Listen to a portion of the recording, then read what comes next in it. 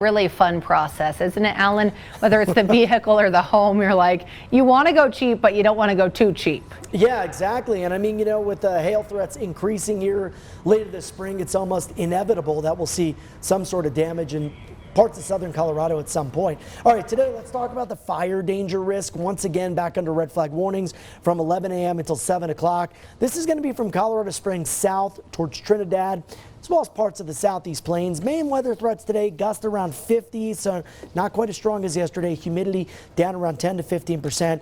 Bigger story is probably those high fire or high wind threats for the eastern plains. They'll be under high wind warnings beginning at 9 a.m. Now, once again, it's a classic case of fire and ice. So we have the snow warnings in effect, winter storm warnings in pink in the mountains, winter weather advisories in purple, and then the fire danger threats down into parts of southern Colorado for your day on Tuesday. So really a mixed bag of weather heading your way throughout the next 12 to 24 hours. This morning, as we get you out the door, at 32 degrees in Woodland Park, 35 in Monument, 54 in Pueblo, 42 in the Springs.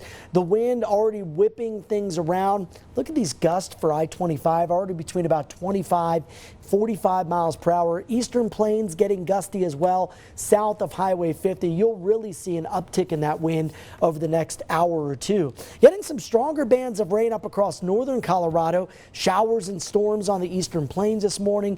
Snow continues in the high country, as well as for parts of the Pikes Peak region. As we zoom on in, some heavier showers pushing that snow level down around 7,000 feet to 7,500 feet this morning. That includes parts of Black Forest, Monument Hill. Still some of that light snow falling up towards Woodland Park. Now in the Springs, it's mostly going to be rain showers for the next couple of hours. That'll begin to break up by around 9 or 10, leaving us with sunshine and a high of around 70 for your Tuesday afternoon. You can see most of that rain and snow does exit the region between about 9 a.m. and noon, and then by the afternoon expecting sunshine here with those gusty north and northwest winds.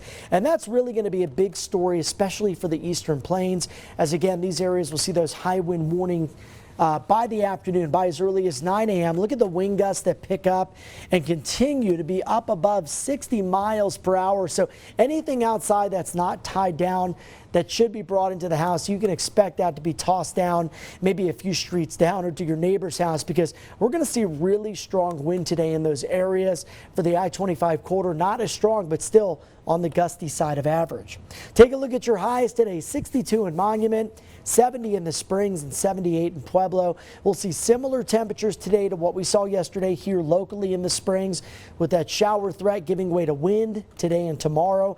And then it looks like more showers and storms as we head towards the end of the week and the upcoming weekend, with a mix of rain and snow in the forecast on Saturday. For Pueblo, we go from the 70s today to the 80s on Wednesday, and then cooler temperatures Thursday to Friday. Coolest day expected Saturday with a high of 55. For Canyon City, going from the 70s today and tomorrow to the 60s late this week, eventually bottoming out in the upper 50s on Saturday.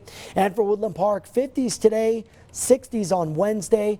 Thunderstorms possible Thursday to Friday, and then snow as we head towards the start of the weekend. Time now.